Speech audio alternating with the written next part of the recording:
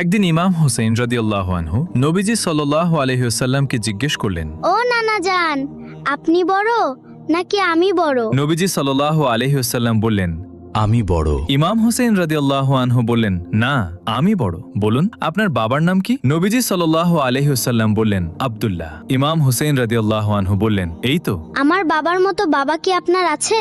আমার বাবা হলেন আসাদুল্লাহ, সমস্ত কাফিরদের জন্য সিংহস্বরূপ। এদিকে নবীজি সাল্লাল্লাহু আলাইহি ওয়াসাল্লাম স্তব্ধ হয়ে বাচ্চাটির কথা ভাবছেন। তখন আবার জিজ্ঞেস করলেন, এখন বলুন, আপনার মায়ের নাম কি? নবীজি সাল্লাল্লাহু আলাইহি ওয়াসাল্লাম বললেন, আমিনা। হযরত হুসেইন রাদিয়াল্লাহু আনহু বললেন, আমার মায়ের মতো মা কি আপনার আছে? আমার মা হলেন জান্নাতের সমস্ত নারীদের সর্দারিনী হযরত ফাতিমা রাদিয়াল্লাহু আনহা। তারপর জিজ্ঞেস করলেন, এখন বলুন। আপনার নানার নাম কি? নবীজি সাল্লাল্লাহু আলাইহি ওয়াসাল্লাম বললেন, আব্দুল ওয়াহাব।